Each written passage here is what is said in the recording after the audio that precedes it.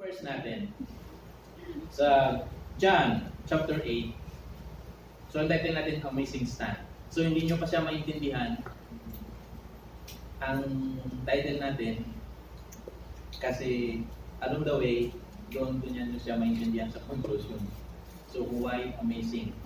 Diba? So, ang stand ng tao, tayo, marupok tayo. Pero pag ang Panginoon ay siyang tumayo para sa atin, amazing yan. Dahil hindi makakatinag ng sino man sa Panginoon. Sabi nga, ng Bible study namin kagabi, kung ikaw talaga ay rooted sa Panginoon, hindi ka na matibihan ng kahit ano pang pagsubok sa buhay. So, sabi doon sa John chapter 8, verse 7. So, yan yung text verse natin. They keep demanding an answer.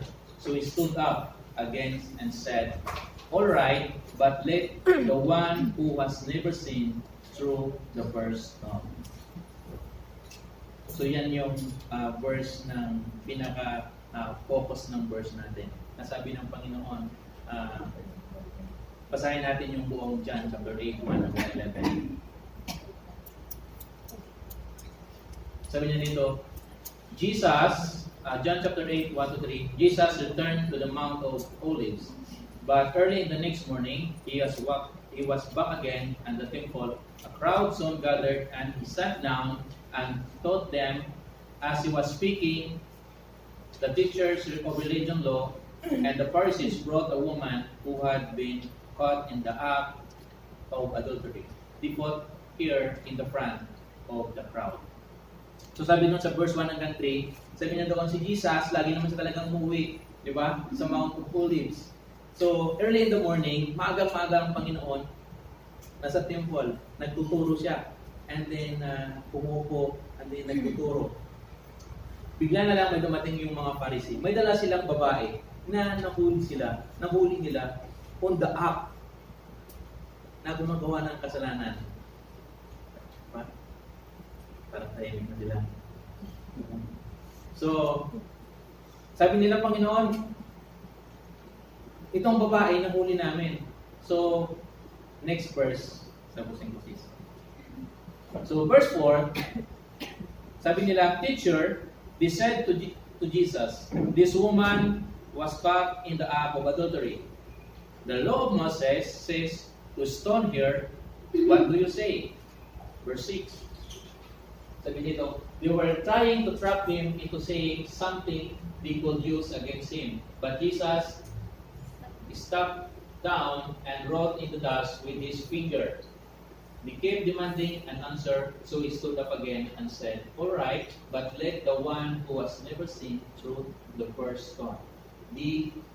Then he stepped down again and wrote in the dust. So sabi niya doon, sige, andan na yung babae, andyan na yung nagkamali, nagkaroon ng nakakumit ng kasalanan. So sabi nila, "Lord, ano ang masasabi mo?"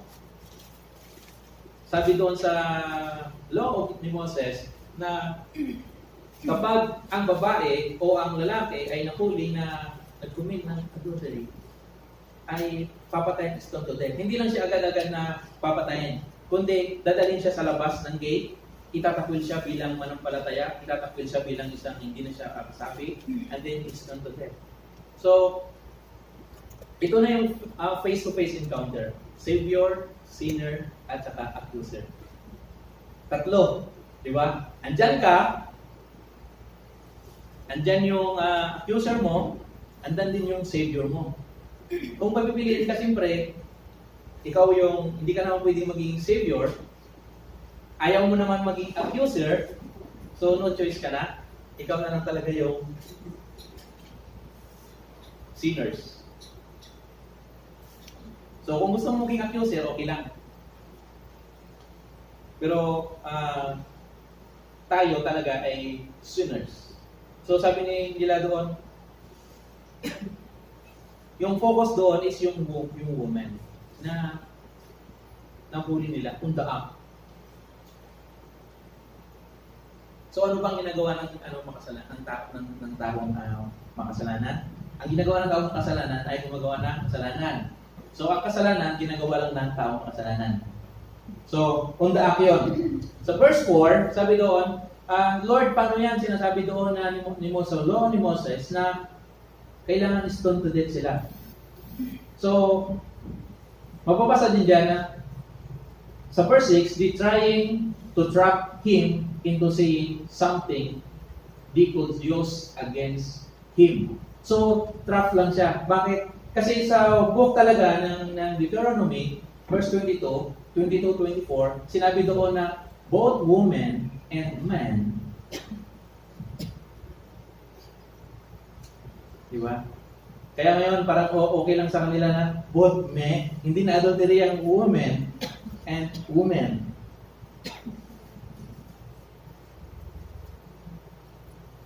So, trap lang siya. Dahil wala naman talagang lalaki. Nasaan siya, no? Nasaan siya? So, in the first place, sabi doon, kung sinabi ng Panginoon sa kanila, na, sige, huwag mong babatuhin yan, huwag mong papatayin yan. So, i-disregard na naman. Sasabihin nila, Lord, nag-violate ka sa law ni Moses, na kailangan siyang stone to death. Diba? Kapag sinabi naman ng Panginoon, okay, ng mga mag-anak yan, batuhin na ng mamatay. So, hindi na naman pwede yun. Gawa nga ng sakop sila ng mga Romano. And then, hindi pwede magkaroon ng sariling execution ang Jewish dahil nga under the law sila, under sila ng Romans law. So, na-trap. Akala nila, trap na yun. Akala nila, wala na siyang kaligtas-ligtas dito sa Panginoon. Pero sabi, ang Panginoon, nagsulat siya. Di ba, umupo siya, nagsulat siya sa lupa. O sa kung saan sumulat siya. And then, sinabi niya, hindi sila tumitigil. Paano na? Ano na isasagot mo? Kasi may mapansin mga kapatid, pag may kama sa Word of God, hindi siya agad dugtong. Ibig sabihin, mahaba siyang proseso. Mahaba siyang sitwasyon. So, umupo ang Panginoon, nagsulat siya, and then sinabi niya, sige, dahil nagdidiman kayo, sabi niya dyan, alright, but let the one who has never sinned throw the first stone. Then, he sat down again and wrote in the dust. So, kung ako dito, ako yung nahuli ng daak, gusto mo ba ikaw?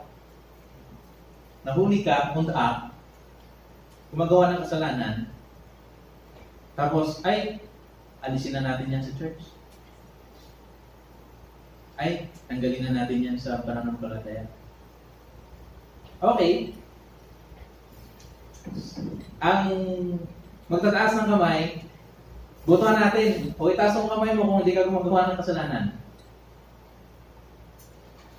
Diba? Sabi nga ako na minsan nasabihan ako na hindi na daw siya nagkasala. Isang taon na. Hindi ko na siya banggitin. Pero parang mas-shock ako. Nasabi ko, perfect. Si Moses nga nagkakasala di ba? Magagalitin si Moses. Talagang pag nagalit siya, kung anong madampot ni Moses, hampas siya sa'yo Ganon yung behavior niya.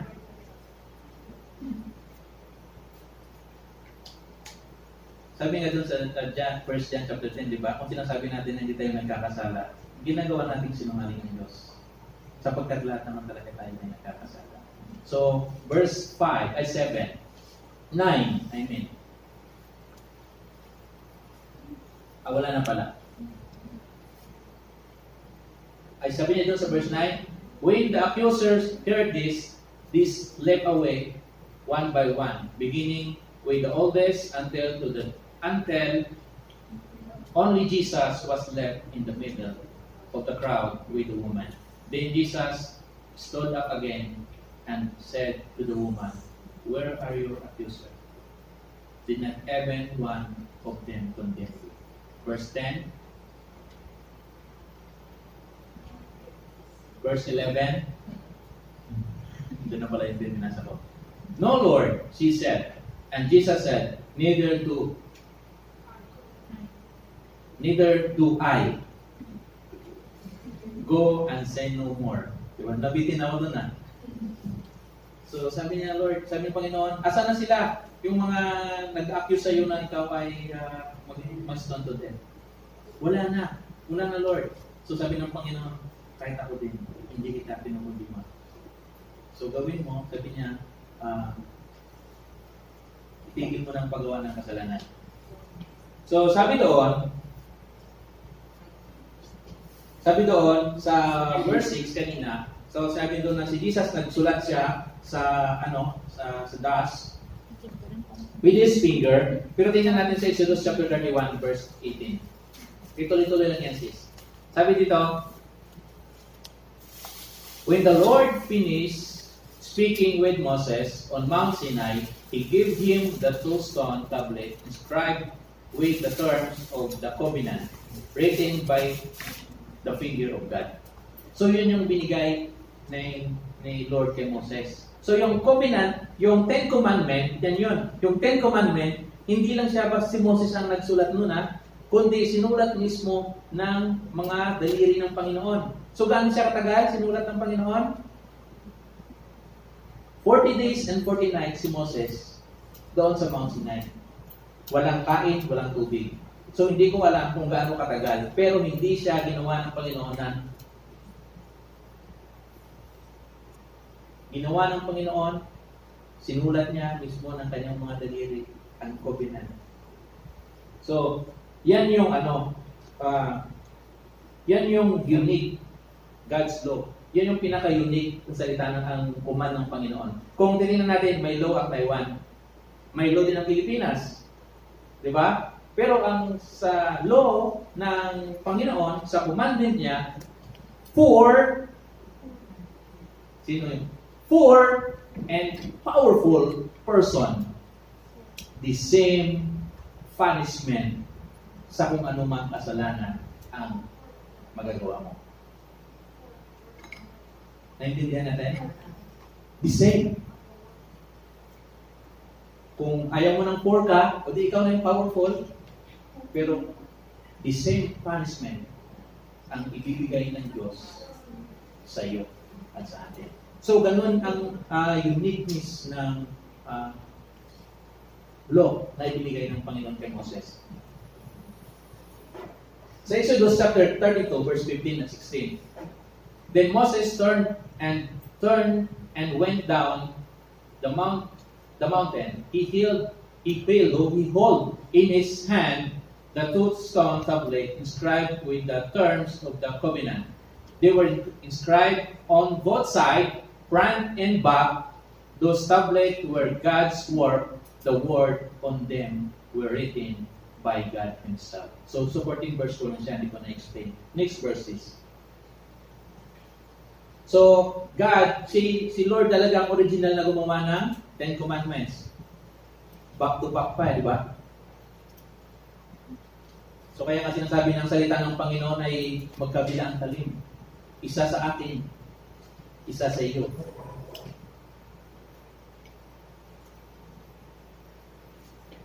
Sa Exodus chapter 32, verse 17, 19. So sabi doon sa verse, kanina binasa ko verse 15 yun, di ba? So, binigay na ng Panginoon kay Moses. And then, sinabi ni Lord sa kanya, Moses, bumaba ka na. Kasi yung mga tao, gumagawa na ng kasalanan. Umalis ka sa harapan ko, sabi ni Moses, sabi ni Lord, umalis ka dito sa harapan ko at lilipulin ko sila. At ikaw ang pagpapalain ko. So galit na si Lord doon sa ginagawa ng mga tao. So si Moses sa verse 19, sabi nga doon sa verse 17, sabi ni Joshua, kasi kasama si Joshua na talaga. Paglabas ni Moses, sabi ni Joshua, Moses, may laban. Kasi nasa taas sila, di ba, ng mundo. May laban. So sabi ni Moses, hindi laban yan. Kasi sinabi na ng Panginoon sa kanya Hindi yan sigawan ng pagkatalo o hindi yan sigawan ng tagumpay. Kundi mayroon silang kasiyahan. So nagmadali sila, verse 19 yan na. When they came near the camp, Moses saw, ito nakita ni Moses, the calf. Ano yan yung baka? Tagalog, no? Baka. Diba? And the dancing. So, ibig sabihin, mayroon na silang ginawang Diyos-Diyosan at nagsasayawan na sila. And he, Moses yan, burned with anger. So hawak-hawak niya yung dalang tablet. Yan sabi niya, he threw the stone tablet into the ground.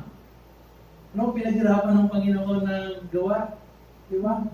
Si Moses, tinapon niya lang, smashing them at the foot of the mountain. Actually, alam niyo yung ginawa ni Moses dyan? Dinurog na yan, pinong-pino.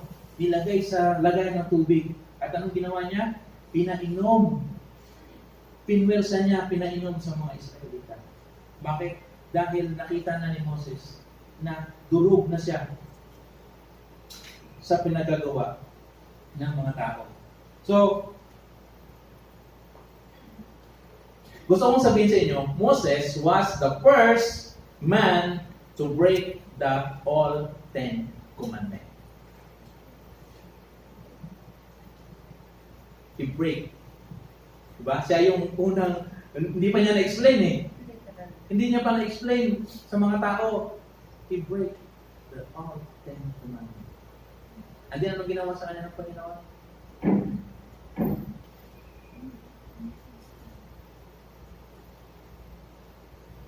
So kaya minsan sinasabi natin, minsan kapag mayroon tayong church leader, diba, pastor, ministry chairman, kapag may ginagawa tayong mali, tapos parang galit na sila agad sa atin, kung ano yung laman ng puso nila, sinasabi nila, di ba?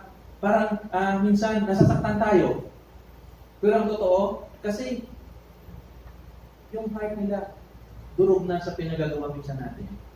Lagi natin tandaan, bago ang leader o ministry head mo magalit o magsabi ng hindi maganda, ang Panginoon una.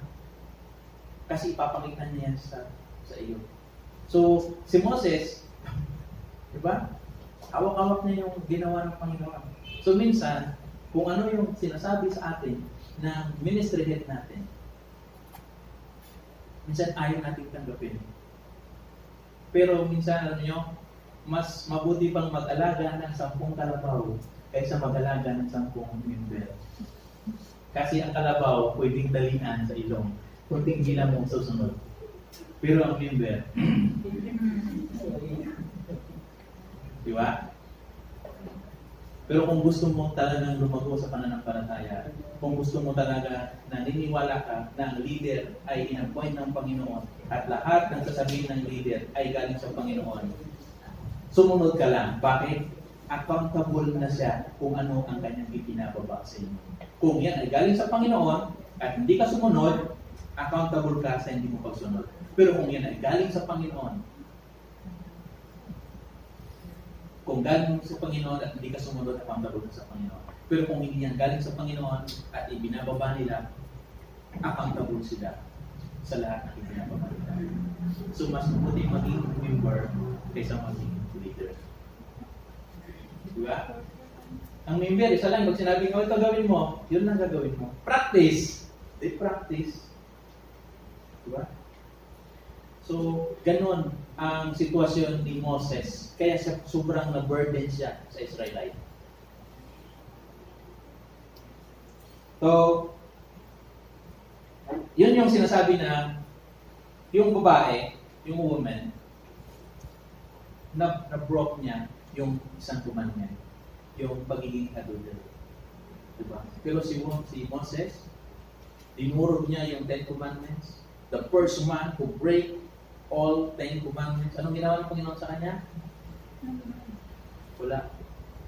Wala lang. And then, yung mga Pharisees, gusto nila agad patayin yung babae na i-stone to death. Pero sinabi ng Panginoon, sige, batuhin mo. Batuhin mo kung may bato ka dyan. Batuhin mo kung may katabi ka. Kalabitin mo kung ikaw ay hindi nagkamali, hindi ka nagkakasala sa paningin ng Panginoon.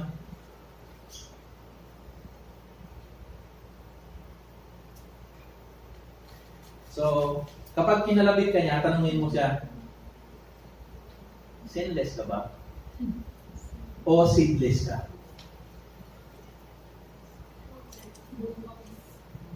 Minsan nga, sinasabi nila seedless, pero pagkain mo may buto pa rin eh.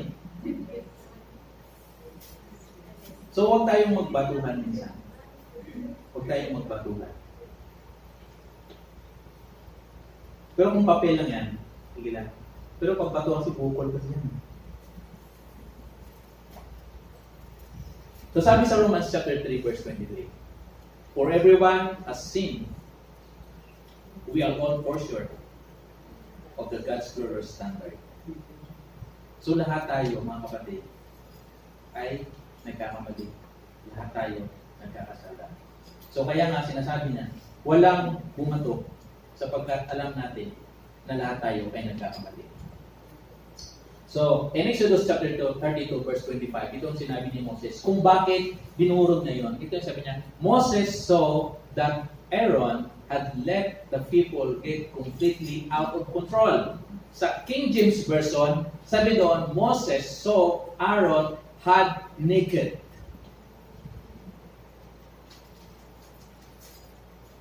Kasi paborito ko lang yung NLT.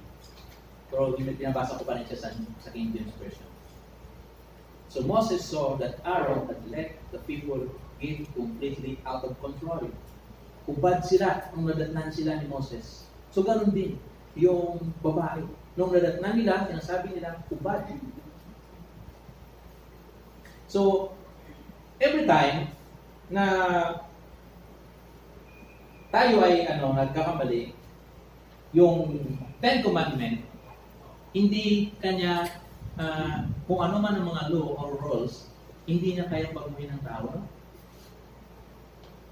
Sapagkat ang tao may nature talaga strongly desire na magkasala. Una, isip lang yan. Di ba, mayroon na tayong sinful nature. Tapos, isip-isip lang yan. Tapos, i-enjoy mo na yan. Ini-entertain mo yan. Alam mo, pagka ginawa mo na yan, kapag on the act na, kapag naging action na siya, nagiging kasalanan na. So, kaya sinasabi ko minsan,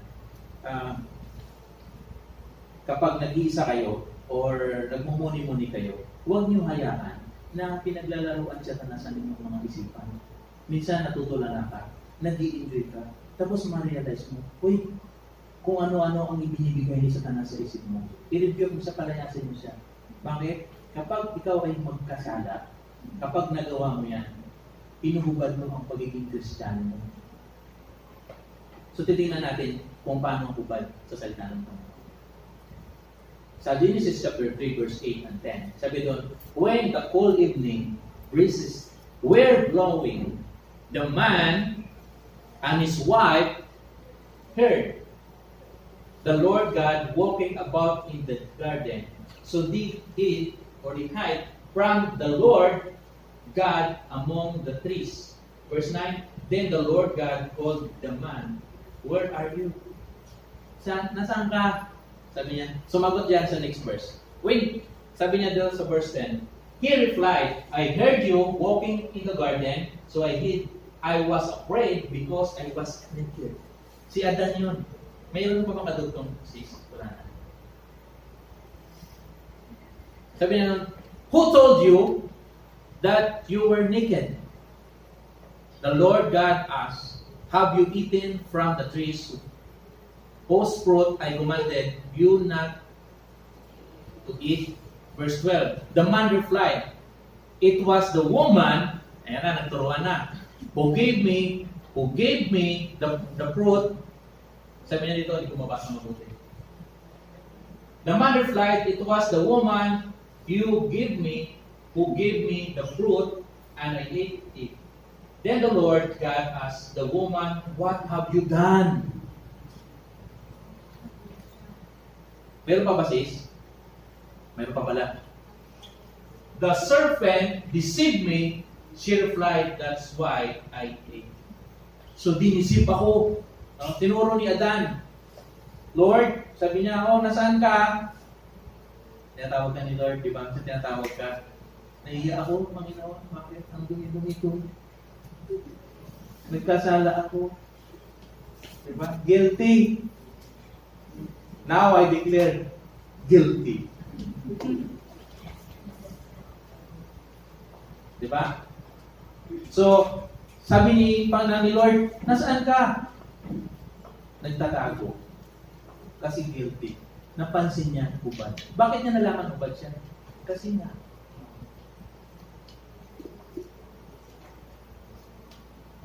So, tinuro niya ngayon si Adan. Tinuro niya si Eva. Kaya minsan, ito kasi. Di ba? Huwag na tayong magturuan. Di ba? Turo niya si Eva naman, turo niya si Ahaz. Si Ahaz, sabi ni Ahaz, ganito na talaga ako eh. Yes! Deceiving talaga siya. Ang nature talaga ni Satanas is i-deceive ka. Pero ang nature mo is lumakad sa katotohanan, sa salita ng Panginoon. Hindi mo sabihin mo, ganito na talaga ako eh. Bali sama kayo. Go. Di ba? Pero kung ang deceiving talaga sa Satanas, ang sabi nga doon, liar talaga siya. Siya ang ugat ng kasinungalingan, puno ng kasinungalingan, tatay ng kasinungalingan, tatay ng kasinungalingan. Sa kanya talaga. Magnanakaw, mamamatay. Sapagkat, kaya sinasabi ni Lord na mamamatay siya, nung dinisip niya si Eva, si Adan, pumasok na ang kamatayan sa atin. So, kinat ko siya. My next verse then sis. So, then stop down again. Genesis chapter 3 verse 21. Pwede mo bang i-play ay ikan? Genesis chapter 23 verse 21.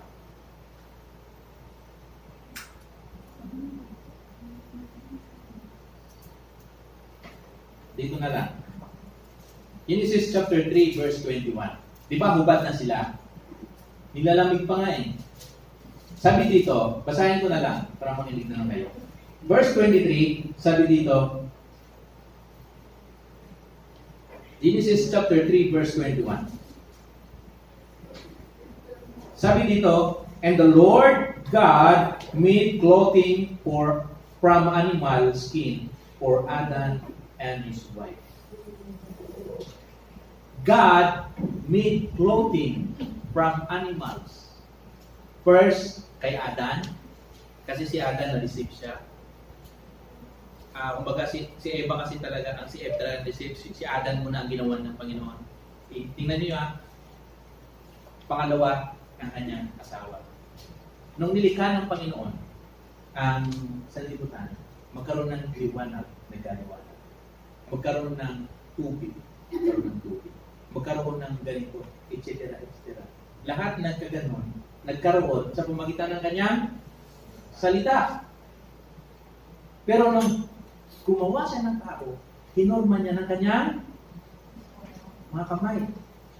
Nung ginawa niya ng damit si Adam and Eve, ginawa niya gamit ang kanyang mga kamay.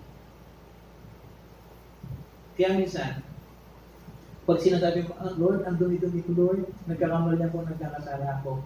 Nagkasala ka na nga, dinidisip ka pa ng kaaway na sabihin sa sarili mo na hindi ka na worthy sa Panginoon, talagang bound ka na sa hell, ganyan ka na, hindi ka na magbabago, hindi totoo yun. Sapagkat ang Panginoon, ipinapakita niya lagi ang pagmamahal niya. So Brother TG, okay nang palamot ka sala kasi mahal mo pa ng Panginoon. Lagi mo tandaan, kapag nagkamali ka, palatawarin ka ng Panginoon. Pero take note, ang bawat kasalanan mo ay may consequences. God is love, pero God is just. Hindi niya babaliwalain yung ginagawa mo, mga kasalanan. So kung may plano ang Diyos sa iyo na maganda, imbis na natatanggap mo na, ano nangyari sa iyo? Naliligaw ka pa. Kasi kailangan ma-experience mo ang kabayaran ng iyong mga kamalian. Hindi pwedeng hindi niya pwedeng baliwalain na lang yun. Lahat, God is love, yes, but God is just. Kailangan na pagsumikapan, kaya tayo mga Kristiyano, pinagsusumikapan natin. So, every time na gumagawa tayo ng kasalanan, nauubad natin ang pagiging Kristiyano natin. At lalamigin ka ngayon. Kapag mangungusap si Lord sa iyo, mahihiya ka ngayon. Pero huwag kang magtago. huwag kang lumayo sa Panginoon. Kapag nadumihan ka, pag naputikan ka, hindi ka baboy na kailangan lumublog. Inaputikan ka na eh. Lumapit ka sa Panginoon. Huwag mo nang ilublob ang sarili mo sa kasalanan. Sapagkat ang Panginoon, bibigyan ka niya ng panibagong simula. Although mahihirapan ka, pero kailangan. Hindi madali maging Kristiyano, kapatid. Una, kinubad mo ang pagiging makasalanan, dinamitan ka ng Diyos. Diba? Dinadamitan na tayo ng Panginoon ngayon. So, kapag tinutukso ka ng kaaway, dinidisip ka, huwag kang gumawa ng kasalanan. Bakit? Isa-alang-alang mo, kukubarin mo ba? Kukubarin mo ba ang magiging Kristiyano mo? I-set aside mo ba si Lord? I-ignore mo ba si Lord? Nangungusap si Lord sa'yo, huwag mong gawin. Kaya minsan, may mga tao o karamihan, hindi ko naman nila lahat. Diba, ang iba sa atin minsan yung cellphone natin, ginagamitan natin sa paggawa ng kasalanan. Diba, sabi nga sa akin yung lalaki siya, kaibigan ko. Tinuring mo na siyang kaibigan, gawa nga ng live kami nagko-conversation. Sabi niya, paano yan bro? Magkalayo kami ng asawa ko. So siyempre, like mo na wala namang bata dito. Diba? So lagi niyang mag-face mask ako. Lagi kong na-imagine, siyempre, wala na silang contact sa asawa niya. So sabi ko sa kanya, as long as na asawa mo siya, at hindi ka nakikipagrelasyon sa iba, walang pagkakamali kung ang asawa mo ang iniisip mo. Okay? Alam mo mali kapag manood ka ng pornography.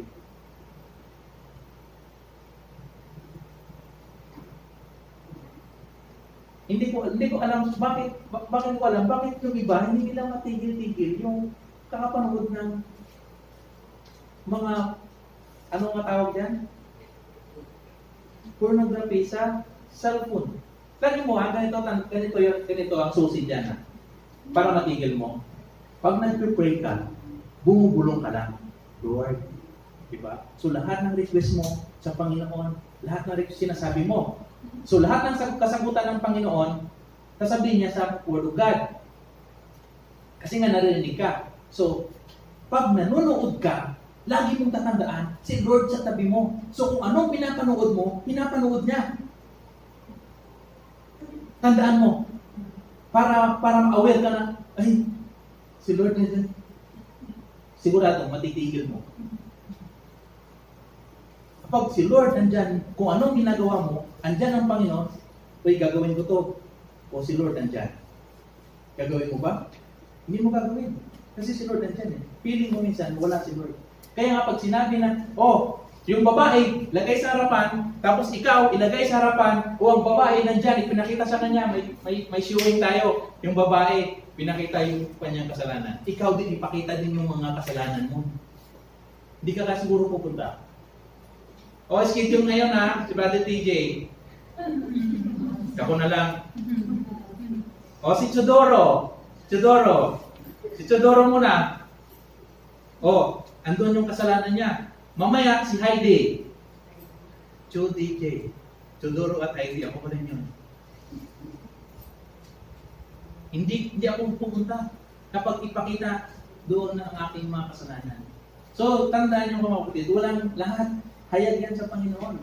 Wala kang tatago, hindi ibig sabihin na ikaw lang mag-isa, walang nakakita sa'yo, okay lang.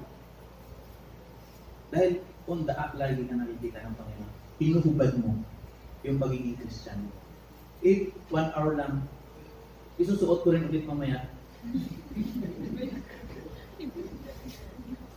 So ano yun? So tandaan niyo yun kung mayroon pa man sa inyo, taas kamay yung mayroon. Walang itaas. So yun.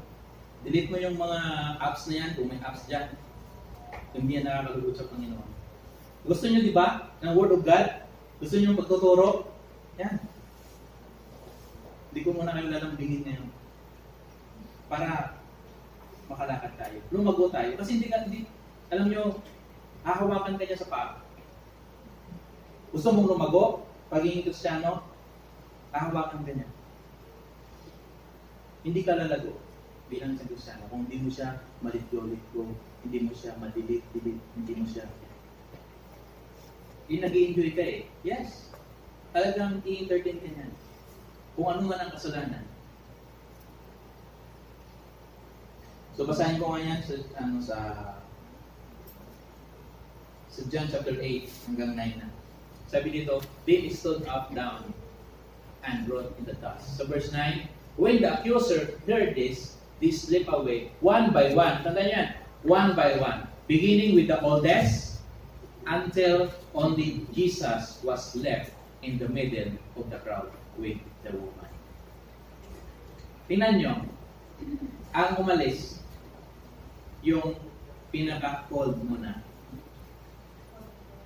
Tapos ang susunod, yung mga alipores niya. Kamusta na kaya sila? Umalis sila, walang paalam.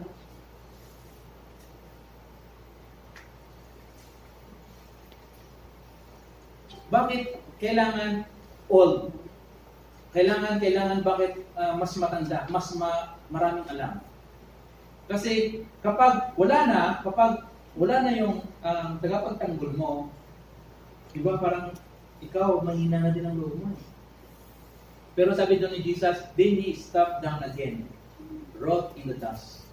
Again pangalawa na yan. So, doon, maraming theory, scholar, na wala talagang nakakaalam kung ano ang isinulat ng Panginoon.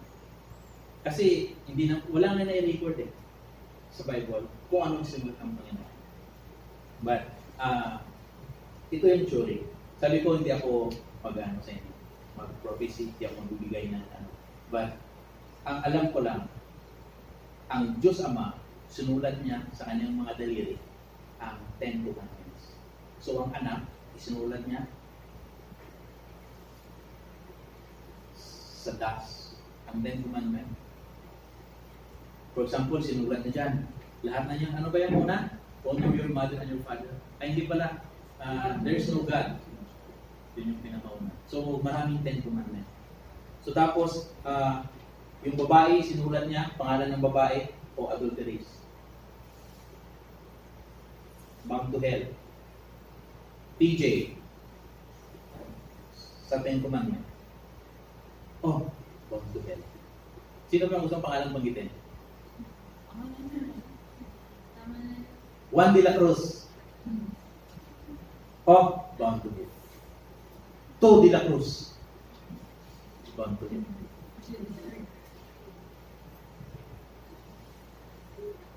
And then one by one, isa-isa, alis. Exodus 34 verse 1.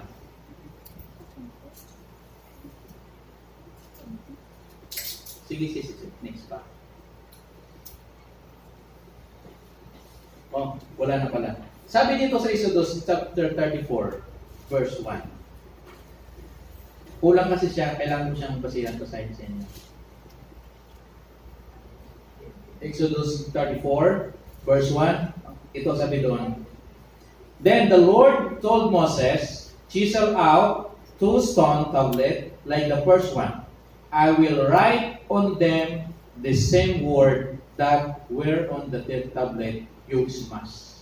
So, hindi na yung original, kundi pangalawa na siya. 2 beses ang Panginoon gumawa. Hindi niya sinasabi na, okay Moses, total, ibinigay ko naman na sa'yo, isulat mo na lang. Hindi, sabi ng Panginoon, bumalik ka ulit dito sa Mount Sinai at isusulat ko ulit. 2. The same. Parehas na parehas. Diba? So, 2 siya. So, yun na yun.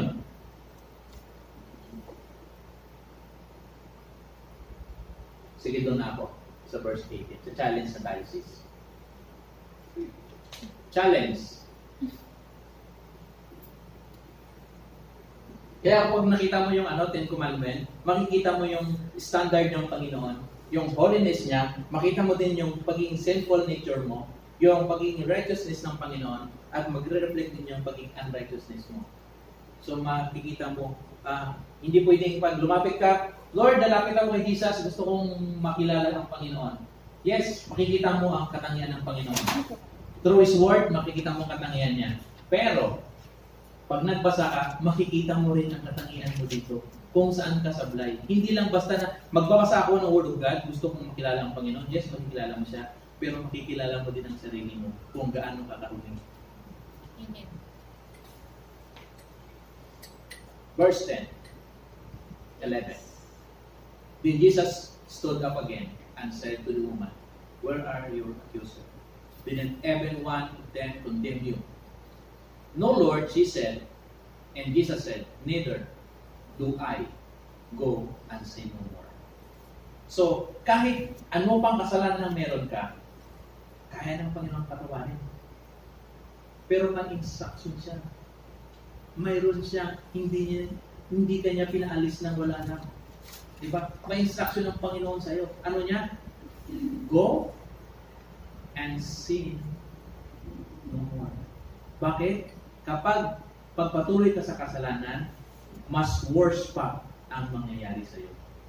Sinabi niya dyan sa Matthew na kapag magpatuloy ka sa kasalanan, ay mas worse pa ang mangyayari sa iyo.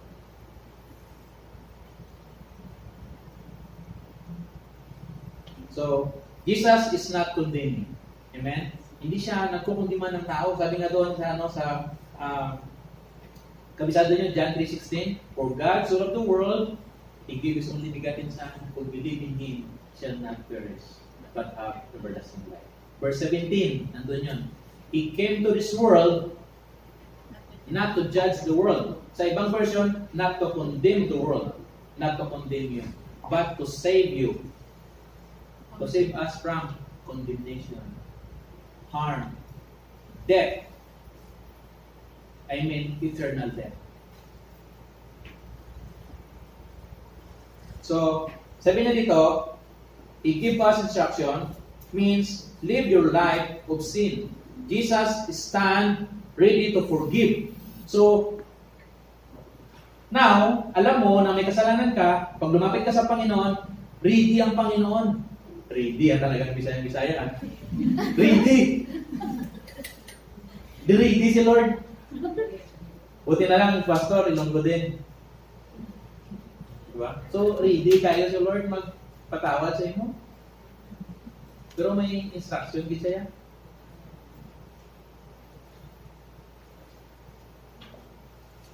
So, Jesus is compassionate. Sabi nga sinasabi natin, sinners hang out with Jesus. Kung titingnan natin sa salita ng Panginoon, maraming mga makasalanan ang lumalapit sa Panginoon. Bakit? Sabi nila, makasalanan yan, Lord, bakit ka lumalapit yan? Kung wala kang sakit, pupunta ka pa sa doktor? Sabi ng Panginoon, ang may sakit lamang ang mga kailangan ng doktor. Kung sa tingin mo ikaw ay nagkakasala, kailangan mo ang Panginoon sa buhay mo. Amen.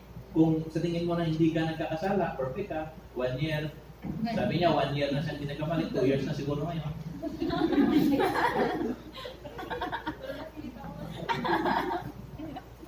Ayaw kong tumawa.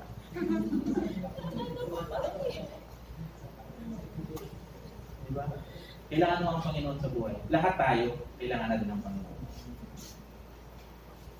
So, kailangan sa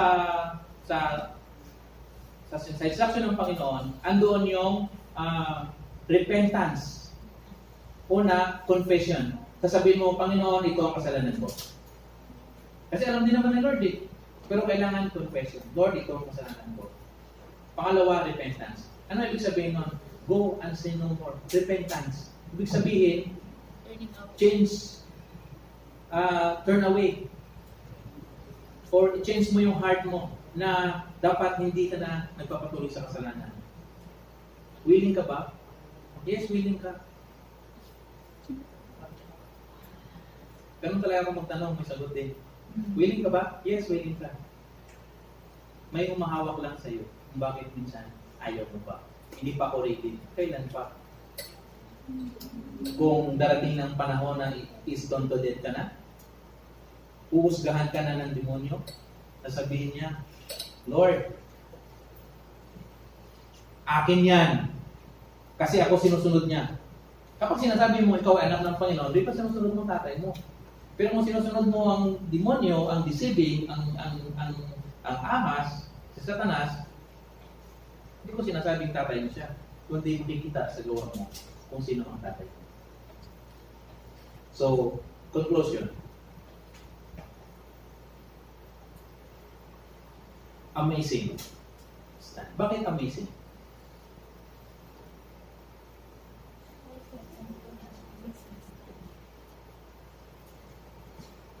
Romans chapter 8 verse 1. Wow, napakaliit. Sabi dito, so now there is no condemnation for those who belong to Christ Jesus. There is no condemnation to those who belong to Christ Jesus.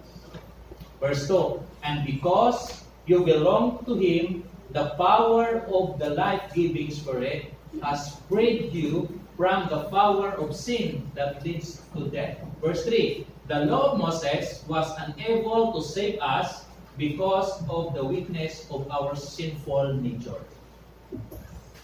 So, God did what the law could not do. He sent His own Son in a body like the bodies we sinners have. And in that body, God declared an end to sins. Control over us by giving His Son as a sacrifice for our sin. Why is this amazing, mga kapatid? Yung ikaw dapat ang i-stone to death. Yung ikaw dapat ipako sa cross. Ang Panginoon na lang yung ipinako sa cross. Diba? So, He protect us from condemnation, harm, judgment, and eternal death. His love stand forever. His mercy and grace stand. His salvation stand. Para sa iyo. So, bakit ko sinasabi, His love stand, His mercy stand, His grace stand? All of that, Jesus demonstrate on the cross. Para sa iyo, para sa tatlo na to, para sa akin. So every time na makikita mo ang cross, tingnan mo, andyan ka.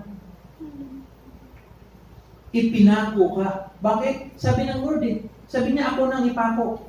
Dapat ikaw, andyan ka. So every time na titingnan ng Ama ang cross, nakikita ka.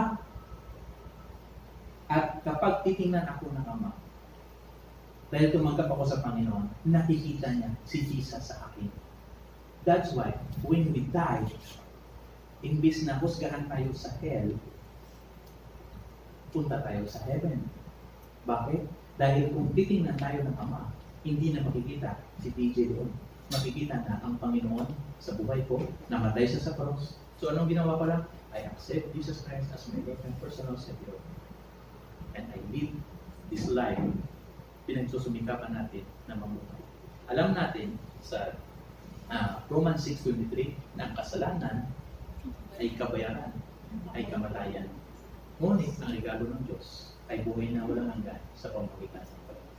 That's why I give the title, Amazing is That. Because Jesus is amazing. Amen.